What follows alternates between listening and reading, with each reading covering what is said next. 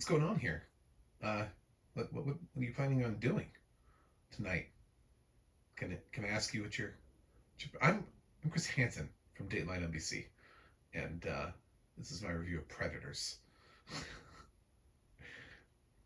I'm not Chris. Thank God. John Stark, MacMovieGuy.com. I'm a blind film critic, and this is Predators. Not the one that's in the Predators universe. Also, helps people saw Predators 2025 in the title, and they didn't come here thinking that I was talking about Predators with Topher Grace and Lawrence Fishburne. Um, so yeah, this is a film that's contending for Oscar documentary feature this year. It's currently on Paramount Plus with audio description. It's being distributed by Paramount slash MTV Films. And obviously, it's about To Catch a Predator, which everybody is at least casually familiar with. Because how could you not be? It's funny sitting there listening to the timeline of this, and I was like, man, I felt like this was a long time ago. Like, I felt like I was watching To Catch a Predator when I was in high school, but I wasn't. I was an adult. Uh, so, um, it just felt like it was so long ago.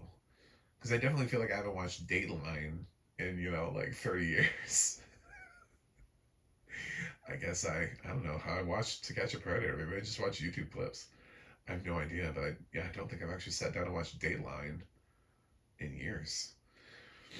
Um, so it's we have a filmmaker who's really interested in getting to the bottom of To Catch a Predator. Does it work? Is it bad for the system? Um, who's working for who? What's the history of it? What's the legacy of To Catch a Predator? What's the history of the show? By interviewing obviously Chris Hansen, but also, some of the people who were decoys on the show, and what their weird lives are like now, having been decoys and reflecting on their time as decoys. Um, there are people who are copycats who have gone on to make shows like To Catch a Predator on YouTube. There are various prosecutors and law enforcement officers that they talked to along the way who either worked with them or chose not to, um, who give different sort of points of view on whether or not the show is effective or not. There's a parent of a man that was caught on the show at the age of 18, and his life immediately deemed over. And his story is kind of interesting for people who are wondering: are we making sure we're getting all the predators? Is it catching all of the worst? And I think in a day and age where we're we're following, people keep talking about this immigration system that we have, and how it was promised that we were just getting the worst of the worst, but we just keep seeing like random people, like, is that the worst? The worst? That kid's 7. The f- did he do? Um, so is there any sort of collateral damage along the way? The film kind of ends with, uh, uh, it's not really a spoiler, it's a documentary. So, but I want to talk about how the film ends with the Chris Hansen interview, and the filmmaker is sitting there talking to him, and Chris is like, he feels validated because survivors of abuse constantly tell him how great he's doing, and the filmmaker himself identifies and says, I was abused when I was 7, and so I used to watch the show, and I realized what I was looking for was the answer, was the to why. You come into the room and you start talking to people, but you never really seem to get the answer to the question. And to his point, I don't think he got the answer to the question. I think Predators is an interesting documentary that explores and kind of picks apart the show To Catch a Predator. But without the actual predators on camera, I don't know that you get the answer to the question yourself. I think all you do is shine a light on something which people have already shown a light on, which is why To Catch a Predator is not on Dateline NBC anymore. He even actually includes there was an investigative journalist that looked into To Catch a Predator, and he's interviewed here, and he's like, well, the reason why I decided to look into it was because of blank. And it's like, but you're just doing that. That's all you're doing is you're you're looking into this whole To Catch a Predator industry that has spawned out of it.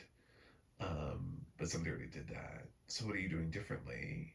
And the thing that he could have done differently is to invite the people on the show whose lives have been ruined, and what does it matter? I mean, you're perpetually on YouTube. That's kind of what the mom of the 18-year-old talks about, is that, you know, his life's over, and he's just starting, and now his name shows up as, you know, this thing shows up as the most popular search result for his name. So immediately, as soon as you Google it, it's like, even though his record is set to be expunged, um, the internet will not expunge it. So, yeah, there are people out there who can't escape the YouTube videos that have millions of views.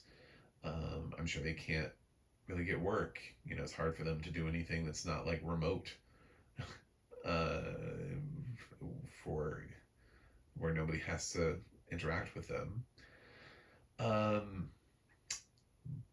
but it's the opportunity for them to say, you know, the stuff that didn't get shown on air, the stuff that is not on camera, and then also for this guy to ask the question, why?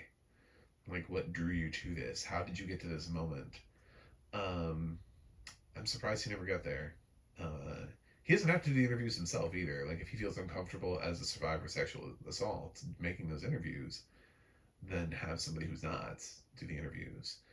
Um, but sometimes it's uncomfortable. There was a documentary called Zoo many years ago, which dealt with a really uncomfortable topic. I mean, when you've seen Zoo, you know immediately what I'm talking about. But if it talked about it sort of from the perspective of, there's this thing that's happening, we don't know why it's happening, and we're too grossed out to talk to anybody who participates in it, then um, I don't know that that documentary would work on any level. The whole reason it works is because you hear from the people who are drawn to the thing that it is that you're abhorrent of. Don't know that I said that correctly, but you know, these people, they rush in and they try to get these interviews with these serial killers. I'm like, why did you do it? Did you get any pleasure out of? Could you describe to me what it was like to kill these people? You know, I mean, they get those tapes. So why isn't this? Why doesn't this have more predators in the documentary called Predators? I don't get that. I think part of it is his perspective is to kind of show that Chris Hansen is a predator, which is shown through a lot of the way that he chooses to edit the finish of the final moments of this. But um, I don't know that that's effective when you say that the reason you got into all of this is because you were looking for the answer to why. And I don't know that you got your answer unless you're trying to imply that you got your answer from sitting there with Chris Hansen, and to him, to you, he's the predator in the situation, but you weren't preyed upon by a TV journalist. You know, it's it's very different. It's a very odd situation. It feels like it's an unfinished documentary, but nobody told him it was unfinished. Everybody was just like, "Oh, thanks, you're doing the Lord's work." So once again, we're back into this circle of situation where Chris Hansen feels validated in the work that he's doing because people tell him and validate him. And then the same thing's happening with this documentary where people are like, "Oh man, you're doing the Lord's work," because uh, To Catch a Predator is deeply flawed and sometimes leads to the lack of prosecution in cases because of the way that they approach situations and take over situations. And there's a question of who's working for who. Prosecutors have thrown out entire loads of cases from the To Catch a Predator team because like Chris Hansen is not an agent of the police, but yet that first opening questioning from him is feels very like it is. And at that point, they would be. I mean, the cops are right outside about to arrest him, and he's asking him these questions. He's asking them to incriminate themselves, but there's no Miranda rights. There's nothing like that. So it's an extremely problematic way of doing what they're trying to do to get people in jail. And I'm sure the fear of things gets people to plea bargain. But considering the show started in like the mid 2000s, I'm sure there are people who are not in jail anymore. And those people would probably, if you had asked them, wanted to give their side of the story because everywhere they run into, anytime they go out into public or go anywhere, people recognize them. They're like, "Weren't you? Why do I know you?" If they try to Google their name. So um, maybe some of them are hiding with false anonymity, but then you can do that thing where you put the black out the face and then the voice or whatever. I don't know. I mean, there's so many potential things here. Um, that's kind of what the that's kind of the focus. We needed a chapter 3 that was all that, and yes, the mom and the stuff with her kid is incredibly effective. And um, there's something that goes sort of horribly awry with To Catch a Predator, and that's effective. And the decoy reacting to it, and how he was sort of the catalyst for it, and how he's had to live with that for his whole life does not sit right for him. For somebody who just signed up for an acting gig, and for something like that to have real world consequences. Um, so it's not that I don't think To Catch a Predator has done good work. It has taken some people off the street who would have otherwise committed crimes and would have found somebody and have stopped people. I think we have a lot of child molestation problems in the country, um, and a lot of people who are survivors of and are looking to stop the problem from occurring. But again, I think he taps into something real here where he says, why? Why is this? And if you're not willing to have the most uncomfortable conversations ever, which is to sit down with people who were caught as predators and have those conversations, that's what the bulk of this documentary really should be. Because it seems to be the question that you have is why. Then it just feels like it's simply a takedown of To Catch a Predator, which it really isn't. So I don't know that this is the most achieved, acclaimed documentary of the year, and I don't fully quite jump on board. He brings up a lot of good points, but I don't call this unfinished. I like it as it is. I just don't love it. I'm not going to say don't watch it. I think there are plenty of things that he brings up here, and I think it's a great decision to talk to the people who are decoys. It's sort of like a where are they now thing, and what were they thinking then, and what are they thinking now, and how do they reflect about their participation? Because I don't think anybody ever asks the decoys, what it was like for them to do that show, and how do they reflect on their time on the show. So um, there certainly are aspects here that work, and the copycats that have spun off from the show and how they do their things, and to hear from people who work in law enforcement or in attorney general's offices and stuff like that, who either believe the show is effective or ineffective, and the reasons why. um, there's a lot here. There's a lot of color being offered in To Catch a Predator, and the audio description is really solid for a documentary, because it's not purely a talking head documentary, although it does have a lot of interviews, but it does not bounce just from like one person to one person to one person. So, and especially with the way that he edits the ending at the end to kind of show Chris in a very specific light, I would say the audio description is necessary and really adds something to the effect. But yeah, I've seen stronger documentaries this year. I just have. I'm sorry to this guy for, but I needed more. I needed more of what he did with Hunter's mom. With that. That needs to be more. That should have been. Um, I know Hunter doesn't want to talk on camera, but his mom talking on camera was effective. But also, sitting down and talking to some guy would have been, you know, hey, so 20 years ago when you were in this situation, how'd you get yourself there? You know, but anyway, I know maybe I seem like I'm a little too reluctant to say, but you get these. Seriously, we put a camera in front of like serial killers and all this kind of stuff and say, "Hey, dude, could you describe these killings for us?" And they're more than happy to. Um, so I don't know. We seem to be able to get the interviews in so many other cases. Somebody always wants to speak or share their part of the story. There's always somebody who's waiting for the exclusive. 2020, somebody's always waiting to sit down with Diane Sawyer and give their side of.